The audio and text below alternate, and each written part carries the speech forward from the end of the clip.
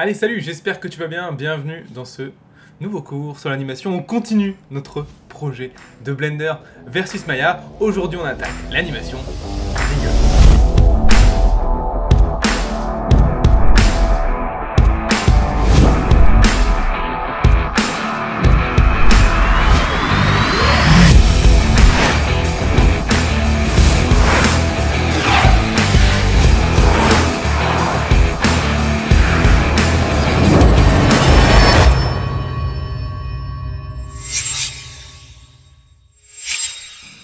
Alors, pour ce projet, il est très important que tu aies vu la vidéo sur les bases de l'animation sur Blender qui s'appelle Animons ce cube. Donc, simplement, je la mets dans les fiches en haut, donc va les voir. Et si tu es sur la page de la formation Blender versus Maya, du coup, c'est la vidéo juste au-dessus. Il faut absolument que tu l'aies vue, sinon ça n'ira pas. D'ailleurs, si tu n'es pas sur la page de formation Blender versus Maya, qu'est-ce que tu fais? Vas-y dessus, d'accord? Le lien dans la description, ça te permet d'avoir des checklists, plein de trucs en plus, des turns, les scènes gratuites, bref, plein de trucs trop bien.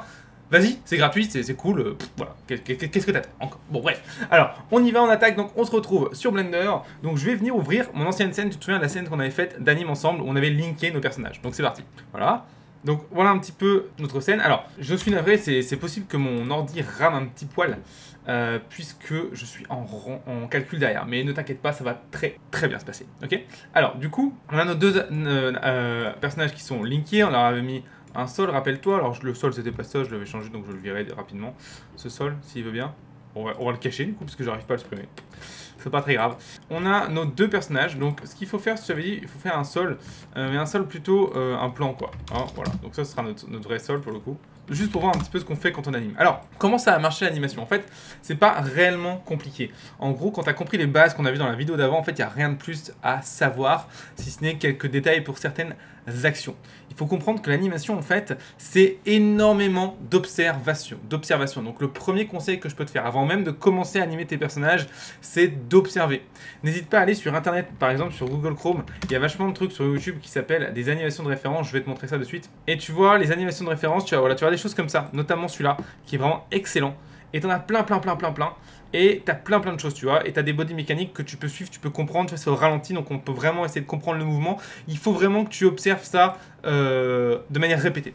Et la deuxième étape, la prochaine étape, une fois que tu as fait ça, c'est de te filmer. Il faut que tu te filmes en train de faire l'action que tu veux animer. Tu te filmes et tu re-regardes image par image ton mouvement pour essayer de comprendre qu'est-ce qui se passe en fait finalement. Parce qu'on a toujours l'impression de sentir un petit peu ce qu'on fait, mais en fait tu vas voir qu'on fait beaucoup de choses de manière instinctive et que du coup on n'arrive pas du tout à retranscrire dans le logiciel 3D et du coup ça fait extrêmement peu réaliste.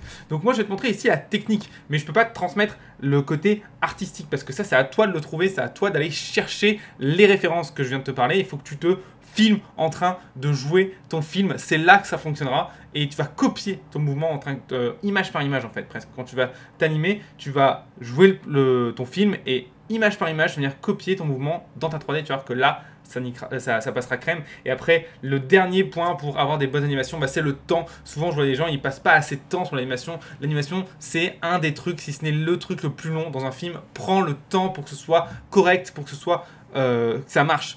L'animation, c'est un des trucs les plus importants d'un film. Notre œil est basé en grande partie sur le mouvement.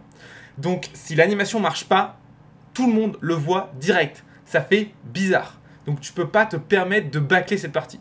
Tu pourrais par exemple te permettre de bâcler un petit peu les shaders ou ce genre de choses, ou le rendu, parce que c'est un truc, notre œil il est assez sympa là-dessus, il va assez vite, on va dire, être pardonné. Par contre le mouvement, l'animation, il pardonne pas, ça te tue direct, donc prends le temps de faire ton animation correctement, il faut qu'elle fonctionne dans le temps. Si tu prends 1 mois, 2 mois, c'est pas grave, mais c'est ce qui va faire que ton film sera bon, d'accord? Un truc bien animé, c'est tellement mieux qu'un truc mal animé et bien rendu par exemple, d'accord? Donc vraiment, prends le temps sur l'animation. Alors, comment ça marche? En fait, c'est vraiment pas compliqué, on va animer un personnage à la fois. Donc, je vais passer ici en pause mode et je vais pouvoir commencer à faire mes animes. Alors, je vais commencer par venir remettre mes layers correctement pour ne pas être perturbé par le reste. Et je vais aussi me mettre ici, dans mes paramètres de rendu, si me souviens bien, en Simplify ici. Simplify va me permettre ici, tu vois, dans Simplify, j'ai mis mes subdivisions à 0 dans le viewport, juste pour avoir très peu de subdivisions dans le viewport et du coup ne pas ramer. Surtout comme je te dis que je suis en rendu à côté, ça risque de ramer sévère, mais du coup là ça va. Donc j'ai mon personnage qui est en place, donc du coup comment on va l'animer? En fait, on va commencer par faire ce qu'on appelle des poses. Tu te rappelles de l'animation qu'on a fait avec le cube, c'est pareil, on faisait des key poses. Les key poses, c'est simplement en fait les poses clés de notre personnage. Alors là, je vais faire simplement du coup Blender qui va être prêt à sortir son flingue, tu vois. Donc ce sera la première key pose. Donc ici, voilà. Donc première key pose, il va être un petit peu hop, plié sur les jambes, ici, et je vais commencer à le déplacer. Ce que je te conseille, c'est d'activer ici l'auto-key. Comme ça, à chaque fois que tu vas déplacer un élément, il y aura une clé dessus, d'accord? Ça t'évitera à chaque fois de faire à chaque fois IO pour à chaque fois remettre une clé, d'accord? Encore une fois, si tu comprends pas ce que je dis sur les raccourcis et tout, c'est parce que t'as pas vu la vidéo sur l'animation de base, hein. Hop, et du coup, voilà, je vais mettre, du coup, Blender, hop, en place, ici, comme ceci. Vraiment essayer de l'avoir un truc un peu vénère, tu vois. Hop, comme s'il était sur ses appuis. Hop, alors je suis désolé, ouais, mon ordi RAM sévère, mais encore une fois, c'est parce que ça calcule derrière, hein. Et c'est pour un film, en plus, c'est un nouveau film pour toi, donc ça va être sympa. Il sort dans quelques jours, tu verras. Il y a du taf aussi, ça va être un truc dans l'espace, tu verras, ça va être marrant. Bref. Hop, donc tu vois, je viens placer la main au niveau du revolver. Je vais lui tourner un petit peu son corps ici. Tac, je vais essayer d'avoir les yeux qui restent un petit peu près droits. Hop, pour lui donner un aspect un peu plus cartoon, peut-être on pourrait peut-être faire un truc comme ça. Voilà. Bref, en fait, là, je suis en train de placer mon personnage. Alors, n'hésite pas à prendre des références. Moi, je le fais pas ici parce que je l'ai déjà fait, en fait, hein, cette animation, donc je la connais bien. Et quand j'ai animé ce personnage, les références, j'ai été prendre des références de western sur Internet, sur comment ils se posaient, leur posture, etc. Ils ont vraiment des postures assez spéciales. Tu vois, ils ont un bras en arrière, le bras très proche du pistolet, les jambes assez écartées. D'ailleurs, je suis en train de me rendre compte que là, Blender, il n'y a pas vraiment les jambes assez écartées, on est plutôt comme ça. Voilà, pas hésiter à faire ce type de choses, ça va vraiment t'aider à avoir les choses de manière correcte, quoi. Sinon, ça fonctionne juste pas, quoi. Hop, on va essayer d'avoir les sourcils un petit peu, voilà, vénères. Ok. Alors, du coup, on a la base. Je vais juste plier les doigts. Encore une fois, je vais assez vite. Je vais pas aller autant dans le détail que dans le film Blender vs Maya. Parce que de toute façon, tu peux voir les détails. Et ce serait une perte de temps pour toi. Parce que finalement, ce que je fais toi là, ça t'apporte pas grand-chose. Alors, petite astuce, si tu veux tourner plusieurs joueurs en même temps, tu peux tout sélectionner, venir ici dans Individual Origin, et après tu fais RXX, et tac, ça va te permettre de pouvoir, donc R et 2 fois X, ça va te permettre de pouvoir tourner, hop, tous les joints en même temps. Tac. Voilà, et du coup, on va venir, voilà, ok, celle-ci au niveau du flingue, et on va dire qu'il est sur le point de la prendre, donc on a plutôt les doigts, oh, pardon, plutôt les doigts comme ça. Ok, tu vois, comme s'il était chaud de la prendre, donc on va presque dans l'extension. Tu vois, donc là aussi, c'est hyper important de bien connaître son rig, parce que tu vois que là, je le fais presque de manière instinctive, parce que le rig, je le connais bien. Bon, après, je l'ai utilisé aussi pendant presque 3 semaines quand j'ai animé le trailer, hein, donc je le connais assez bien. Il faut vraiment que tu connaisses bien ton rig, parce que ça va te permettre d'aller vraiment plus loin dans ton travail, en fait, et de travailler juste plus rapidement. Donc voilà, là par exemple, je considère que là j'ai ma key pose. Alors pour être sûr de tout garder, d'ailleurs je vais mettre le regard bien sur Maya, hop, sur sa queue ici, tac, voilà. Et je vais venir ici bien, du coup, prendre tous mes os ici et faire un IO pour mettre une clé sur la rotation et leur position, d'accord? Comme ça je suis sûr que tout est enregistré. Et après je vais simplement aller à la frame d'après, d'accord? Donc juste à la frame d'après, donc la frame 2, et je vais faire... On voit déjà que... Ah oui, alors attends, j'avais fait un petite rotation pour toi la dernière fois, si je me souviens bien. Oui, il faut que je me souvienne ce qui tourne. Je sais pas si c'est ça qui tourne ou pas. Alors, ouais, ça a l'air d'être ça. J'aimerais bien le supprimer, mais il veut pas le supprimer. J'avoue que je ne sais pas pourquoi. Je ne sais pas pourquoi. Alors, bon, ce qu'on va faire, c'est on va supprimer les keyframes. C'est pas très grave, voilà. Ok. Alors, du coup, maintenant qu'on a fait ça, on a une clé qui est placée. Il suffit maintenant, on va pas encore chercher le timing, tu vas pas encore chercher l'animation. On va juste chercher la prochaine position du personnage. Donc, hop, je passe à la deuxième image. Et ici, je viens simplement créer ma deuxième position de personnage. Donc, position de personnage ici. Là, il est en train de prendre le flingue, tu vois. Donc, il est un petit peu plus ici, on va dire, hop. Il va, tac, voilà, se pencher un petit peu vers l'arrière. Le bras ici va venir reculer tranquillement. Tac. On va avoir les pieds qui vont venir, voilà, doucement se plier un peu plus. Et ici, on va avoir la main qui va parfaitement venir se coller au pistolet, ici. C'est pas grave si tout de suite, c'est pas très précis, d'accord, ce que tu fais. Tu pourras gagner en précision une fois à la fin, quand on fera les retouches, tu verras. Ok, on va essayer de plier, du coup, là, sur le pistolet. On va vraiment venir, voilà, essayer de chercher le contact. C'est vraiment important d'avoir le contact dans ce genre d'élément. Le contact va vraiment faire que ça va être crédible. Si tu as des choses qui volent, qui se touchent pas vraiment, ça fait tout de suite très 3D. n'hésite pas à aller chercher le contact, si ce n'est même, ici, tu vois, de la pénétration, tu vois. On a vraiment une pénétration au niveau du doigt, tu vois, sur la crosse. N'hésite pas à faire ça. Ça va amener du contact, en fait, au rendu. Ok. Hop. Alors, tac. Et on va essayer de commencer à plier un petit peu le doigt. Voilà. Alors, je vais assez vite, encore une fois. Je l'aurais fait de manière un peu plus précise si j'avais été, on va dire, tout seul. Mais ici, l'idée, c'est qu'encore une fois, tu vois toutes les étapes et non pas non plus que je m'embête à faire l'animation parfaite, puisqu'encore une fois, en plus, l'animation, on va dire, entre guillemets, réussie, tu l'as vu sur le film. Ok, donc on est ça, on est là, hop, on va peut-être un petit peu tourner ça, tu vois. Bon, logiquement, parce que du coup, lui, il devrait subir un petit impact quand le bras arrivera, plutôt sur un truc comme ça. Ok, donc pareil, je refais une clé sur tout, mais logiquement, c'est bon. Et tu vois là, hop, voilà, j'ai ma clé, je peux passer de l'un à l'autre pour voir si le mouvement commence à être pas trop mal. Ça va, alors je vois qu'il y a deux petits soucis, tu vois, par exemple, le bras ici, lui, il devrait être un petit peu plus comme ça, sinon on n'a pas, voilà, ça c'est un petit peu plus logique, tu vois. Pareil, ici, on devrait peut-être avoir les mains qui se libèrent un petit peu. Voilà, hop. Voilà, ça commence à être un petit peu mieux.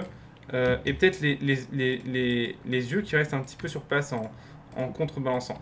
Pas hésiter tout le temps à contrebalancer ce que tu fais en fait quand tu es en animation. Tu vois, tu vas faire un mouvement et il va falloir contrebalancer de l'autre côté pour garder le poids sinon ton personnage il tombe, tu vois. Et c'est pour ça que je fais ça avec les yeux pour contrebalancer un petit peu le poids. Ici, tu vois, c'est un petit peu mieux. Hop, je vais essayer. Voilà. Ouais, c'est pas trop mal. Pas essayer de jouer comme ça entre les deux frames à chaque fois. C'est ce qui va vraiment te permettre de voir si t'es beau. Ok. Et du coup là, hop, on part sur la troisième scène. La troisième scène, il prend le flingue. Donc rappelle-toi, on avait fait un petit truc sur notre trick pour qu'il puisse prendre le flingue assez facilement. Hein, rappelle-toi la petite propriété ici, end. Donc on va hop, la mettre sur end. D'accord. Alors par contre, déjà je vois qu'il y a un petit souci. Il va n'importe où là. Ouais, c'est pas très grave. De toute façon, on passe de l'un à l'autre. Donc hop, ici tu fais bien end à 0. Ici on fait end à 1. Tac, voilà.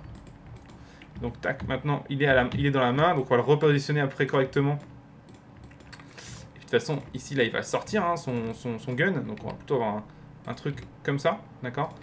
Hop, ici, et du coup peut-être avec cette, voilà, tu vois, le truc comme ça. Encore une fois, je te répète, je vais un petit peu à l'arrache, il y a vraiment des trucs qui se rentrent dedans et tout. Attention, pas que ça se rentre trop dedans, tu vois, il faut encourager la pénétration, mais c'est des trucs qui se transpercent, par contre ça se voit assez vite.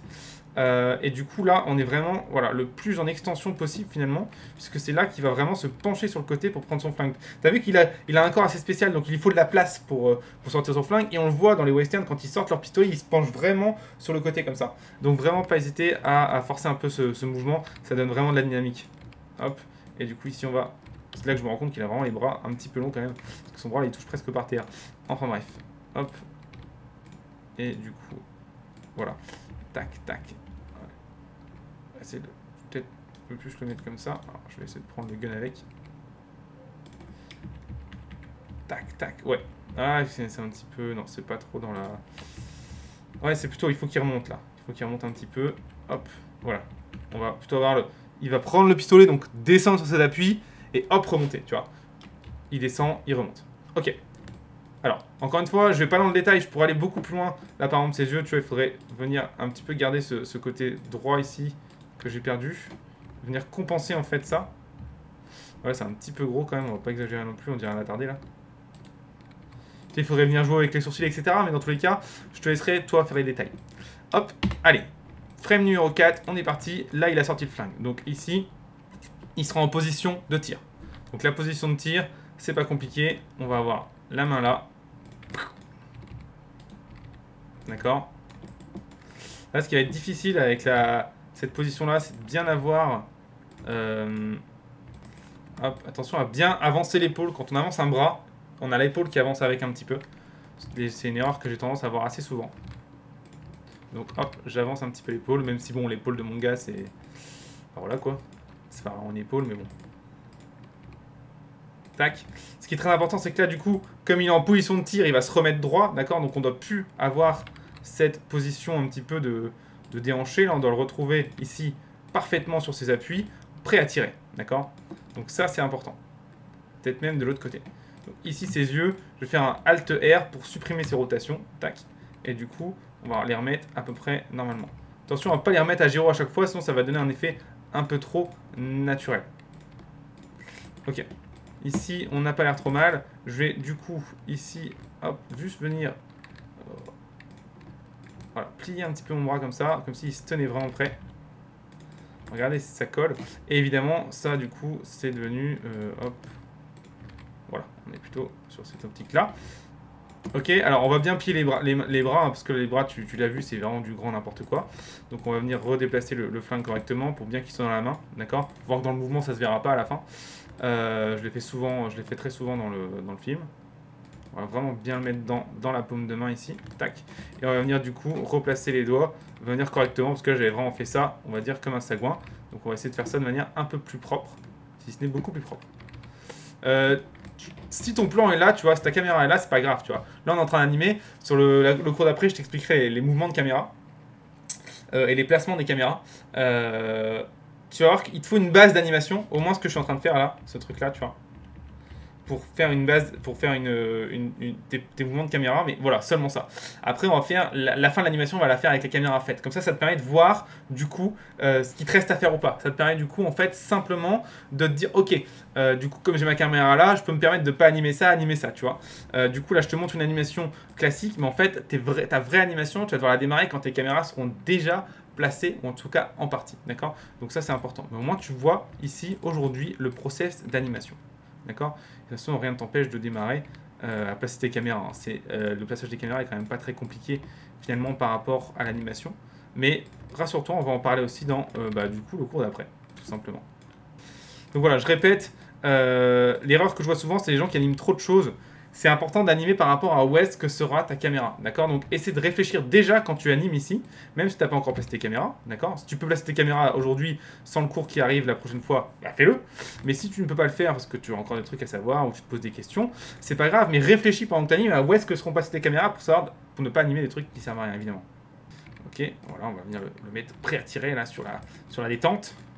Ok, alright, bon, on n'est pas trop mal, c'est pas nickel, tu vois, on n'a pas l'impression qu'il tient vraiment le flingue, c'est parce que les doigts ici sont pas encore assez pliés, il faut vraiment venir voilà, les forcer un petit peu comme ça, c'est mieux. Alors, là, il est prêt à tirer, on va vraiment venir maintenant le mettre ici, droit, hein, c'est mieux de tirer droit, voilà, et là il est prêt à tirer, et là Maya va s'en prendre plein la gueule, tu vois.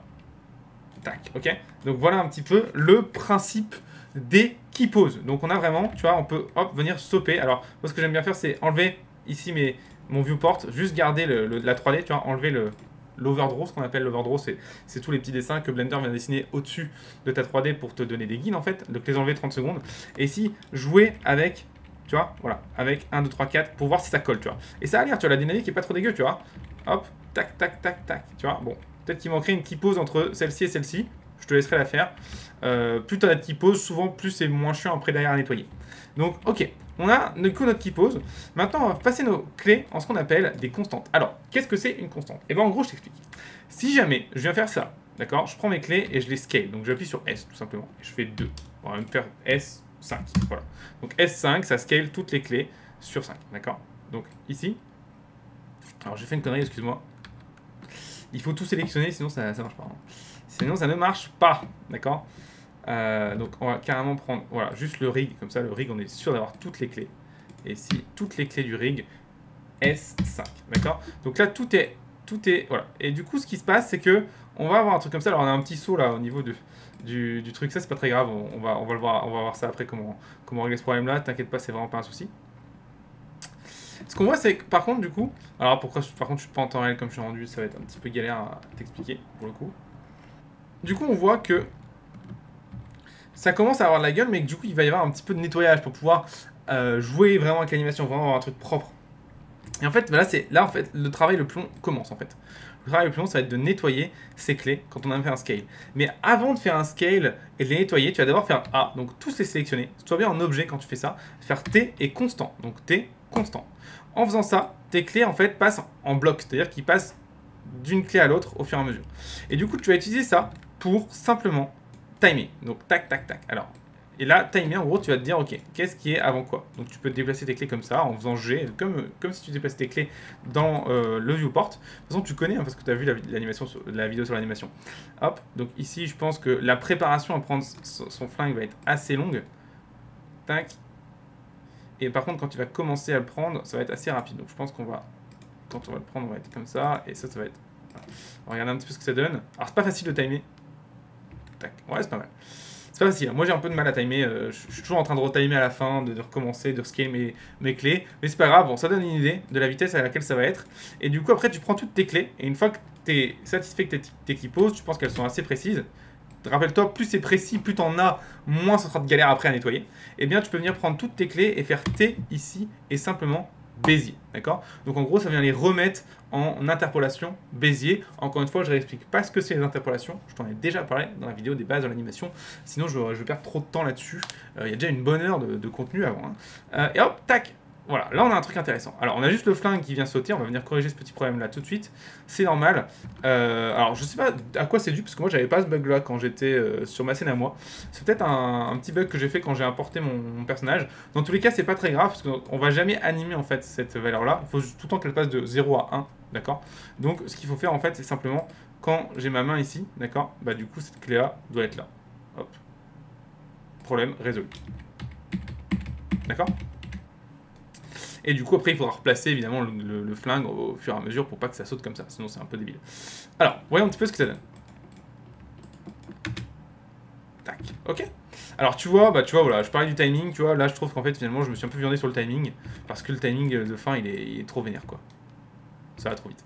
Ça va un petit peu trop vite, surtout quand il... Ouais, c'est sur ces frames là, ici. Alors on va repasser en object mode, et je pense que ce que je vais faire c'est que je vais surtout tirer celle-là, peut-être un peu plus comme ça. Voyons un petit peu ce que ça donne. C'est un peu mieux, ouais, c'est un peu mieux. Mais c'est pas dingue, hein. Ouais, ça commence à être bon. Alors après, ça fait bizarre sur la fin, parce qu'évidemment, la fin, logiquement, le mouvement est pas fini, tu vois. Là, ça fait bizarre, on dit, oh, ça finit bizarre, mais c'est normal, le mouvement est pas fini. Après, logiquement, il faudrait le voir tirer. Tu verras que en anime, ça fait souvent bizarre à la fin, parce qu'en fait, le mouvement est pas terminé. Il faut terminer le mouvement pour que ce soit pas bizarre. Donc là, il faut vraiment que tu portes ton attention sur le début. Tac. Et sur le début, on a vraiment ce transfert de poids qui marche assez bien. Et ici, jusque-là, ça marche assez bien. Et là, du coup, ça marche plus parce que du coup, il manque il faudrait le mouvement où il tire après. Je te laisserai le faire, d'accord? Je te laisserai le faire. En attendant, moi, du coup, ce qu'on a ici, c'est une base d'animation qu'il va falloir, du coup, nettoyer. Alors, je vais te montrer comment nettoyer un truc et je te laisserai faire tout le reste. Parce que du coup, il y a tellement à nettoyer là. Pour une animation comme ça, je te dis, l'animation ça prend du temps. Là, franchement, honnêtement, juste pour ça, il faut facile une demi-heure, une heure de travail. Hein. Donc, évidemment, je vais pas faire ça aujourd'hui avec toi. Mais je vais te montrer en fait juste comment nettoyer simplement le flingue. Tu vois, le flingue qui saute. On va regarder comment nettoyer ça ensemble. Et comme ça te donnera une idée de comment nettoyer tout le reste. Alors, c'est assez simple. Il suffit de venir ici, tac. Tu vois, tu as les doigts qui prennent. Et du coup, il faut venir corriger le saut ici. D'accord? Donc, pour corriger le saut, la meilleure solution, c'est de venir simplement ici. Hop. Venir vraiment le positionner au bon endroit.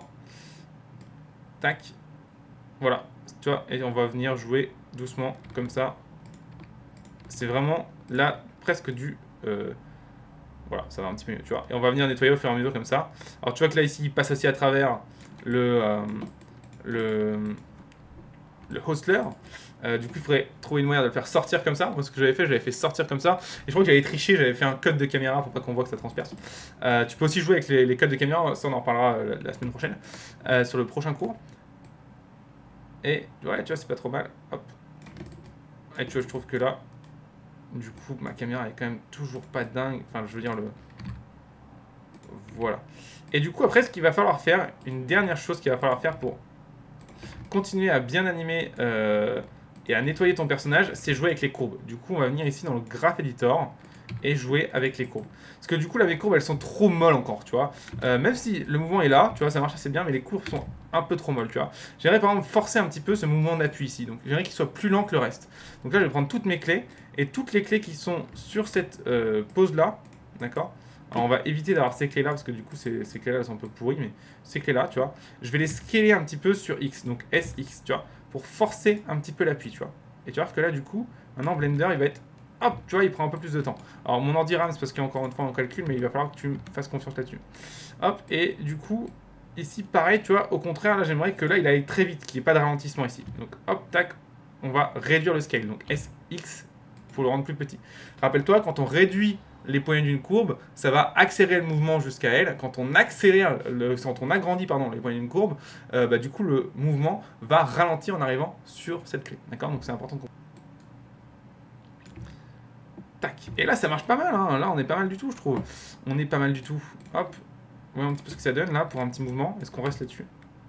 Bah ouais, ça marche pas mal. Surtout comment il prend le flingue. Alors je trouve qu'il y a encore un peu de travail. Quand tu vois, il vient hop, le sortir ici, je pense, sur la vitesse peut-être. Peut-être qu'il monte une petite typose entre deux. Bref, ce que je vais faire, c'est que je vais te laisser voir ça. Essayer de corriger le truc. Je vais te donner cette clé, cette animation. Je vais te la donner dans ta scène en fait. Donc du coup, alors évidemment c'est des scènes linkées, donc il faudra que tu relinques les fichiers toi-même, mais les fichiers tu les as, et tu vois que tout va se mettre à jour correctement si logiquement tu as les mêmes fichiers que moi avec les mêmes noms. Dans tous les cas, de toute façon au pire tu prends les fichiers que moi je te propose juste au-dessus, hein.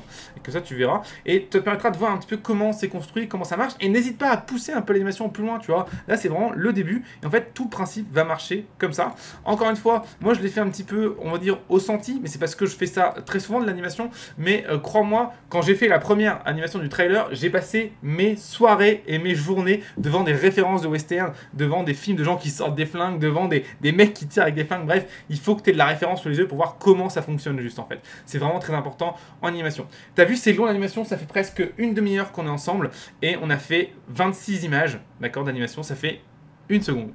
C'est pas beaucoup. C'est pas beaucoup, donc tu vois que ça prend du temps l'animation et on a fait une seconde et l'animation n'est pas finie là, d'accord. On pourra encore et on devrait encore aller beaucoup plus loin.